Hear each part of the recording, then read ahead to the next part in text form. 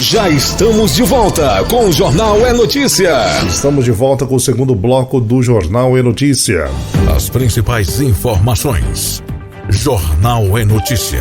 Recompra de cotas de fundos vai garantir recursos para a habitação popular. O Ministério do Desenvolvimento Regional, o MDR, regulamentou o procedimento para a recompra antecipada de cotas dos fundos de investimento da Amazônia, o FINAM, e o do Nordeste, o FINOR.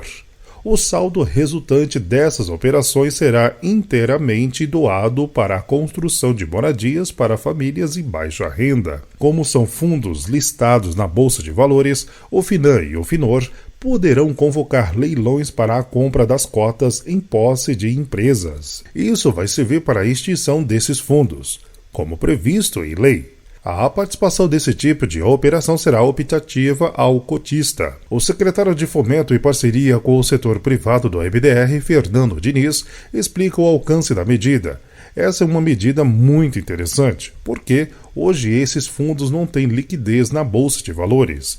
E com o processo de recompra, essas cotas poderão ser vendidas pelas empresas e recompradas pelos próprios fundos. O saldo resultante dessa recompra de cotas, que é a recompra antecipada, virá com um desconto. Esse saldo resultante vai inteiramente para a habitação popular. E isso vai gerar emprego, gerar renda e gerar desenvolvimento regional. A recompra de cotas será feita de acordo com a disponibilidade financeira do FINAM e do FINOR. Os prazos e valores de desconto serão estabelecidos pelo MDR, após a consulta ao Banco da Amazônia e o Banco do Nordeste, que são os operadores dos dois fundos.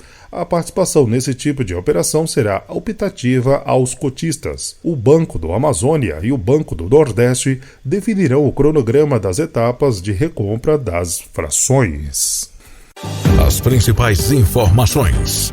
Jornal É Notícia. Com quase 350 artigos, o Código de Trânsito Brasileiro reúne regras sobre veículos, condutores, habilitação, direitos, deveres e proibições nas pistas, incluindo a segurança de quem não dirige, como ciclistas e pedestres. O conjunto de leis acabou alterado para se adequar a 25 anos de transformações na sociedade e no tráfego. Aprovado em 2020 e com entrada em vigor em abril de 2021, a reforma do Código focou na habilitação, já que hoje muitas pessoas dependem da carteira para trabalhar, como caminhoneiros autônomos, motoristas de aplicativos e entregadores em geral. A lei ampliou para 10 anos a validade da CNH para motoristas com até 50 anos de idade, manteve em 5 para quem tem entre 50 e 70 anos e reduziu para 3 para idosos acima dos 70. Também aumentou a tolerância para infrações antes da perda da habilitação. O limite de pontos na carteira subiu de 20 para 40, no caso de motoristas profissionais e de quem não cometer nenhuma infração gravíssima em 12 meses. Com uma dessas multas, o teto cai para 30 pontos e com 2 ou mais, volta para 20. Esse ponto foi criticado por especialistas de trânsito que temem um relaxamento das punições, como explicou Fabiano Contarato, do PT do Espírito Santo. De 61 milhões de motoristas, apenas 2% tem carteira suspensa. Nós estamos flexibilizando o terceiro país que mais mata no mundo para atender 2% de maus motoristas. Venceu no fim o argumento do combate à indústria de multas, que, segundo Eduardo Braga, do MDB do Amazonas, atinge principalmente os condutores profissionais. Não podemos deixar que a preocupação com a segurança e a vida do trânsito nos leve a penalizar cidadãos com a tão propalada indústria das multas. Muitas dessas infrações com um potencial de risco irrisório. A reforma do Código de Trânsito também acabou com a obrigação do farol aceso dentro das cidades, necessário apenas nas rodovias fora dos perímetros urbanos, criou multa para quem estacionar sobre ciclovias ou ciclofaixas e fixou em 10 anos a idade mínima para crianças andarem na garupa de motos ou no carro sem a cadeirinha infantil. Os exames de aptidão física e mental para tirar ou renovar carteira devem ser feitos por peritos, e motoristas que causarem acidentes graves deverão passar por avaliação psicológica. As principais informações. Jornal É Notícia. O senador Paulo Paim, do PT do Rio Grande do Sul, quer assegurar acesso ao conhecimento para a reprodução de invenções importantes para o enfrentamento de situações de emergência de saúde ou de interesse público. Um projeto dele altera a Lei de Propriedade Industrial, também conhecida como Lei de Patentes. O senador explica que a concessão de uma patente tem o objetivo de estimular a inovação e de fazer com que o inventor registre sua criação com condições para que a sociedade possa reproduzi-la livremente depois que a patente expirar.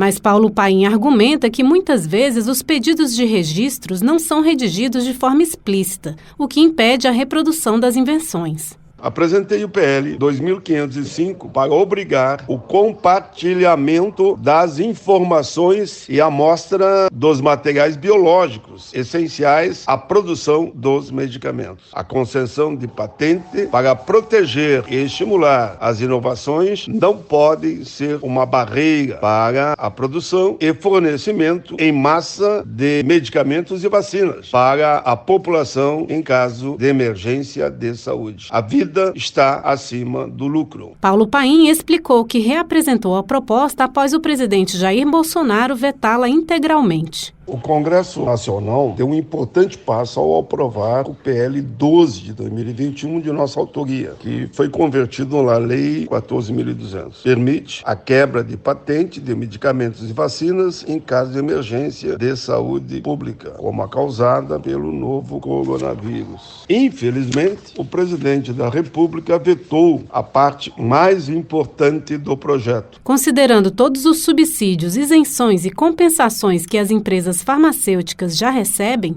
o senador avalia que compartilhar conhecimento e meios que permitam a melhor forma de reprodução de uma invenção representa uma contrapartida modesta, mas que pode ter um grande impacto positivo na vida das pessoas e na saúde global. Você está ouvindo Jornal é Notícia.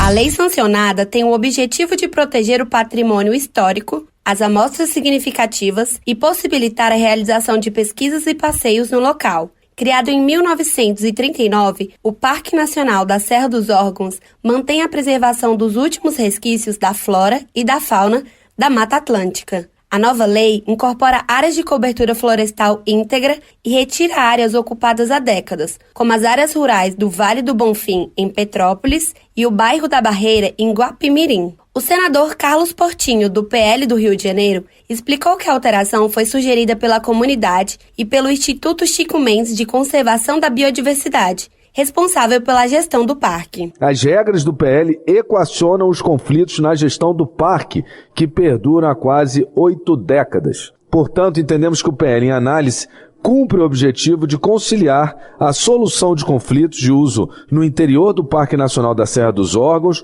com a proteção ambiental necessária a essa que é das mais importantes unidades de conservação do Brasil. As áreas destinadas aos moradores vão compor a área de proteção ambiental de Petrópolis, existente desde 1992.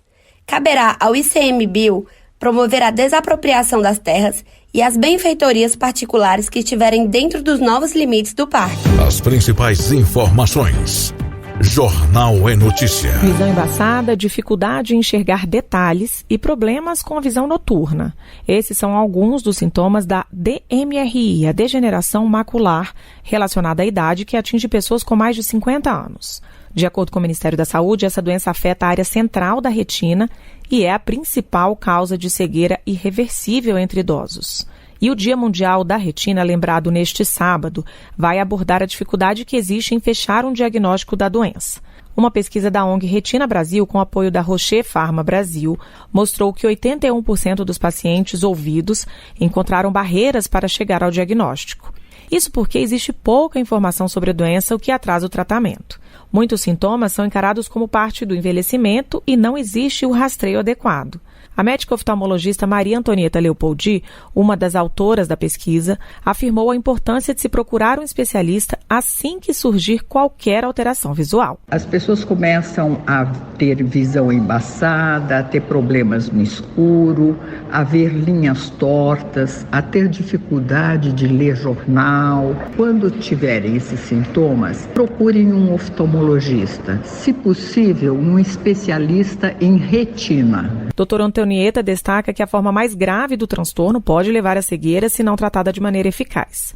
Apesar de as causas da doença não serem totalmente conhecidas, ela explica que o tabagismo e a obesidade podem representar um aumento no risco. Fatores como tabagismo, pressão alta, obesidade podem agravar o caso da DMRI. Alguns casos são de origem genética, mas são raros. De acordo com os especialistas, é preciso visitar o oftalmologista anualmente, a partir dos 6 meses de vida. As principais informações.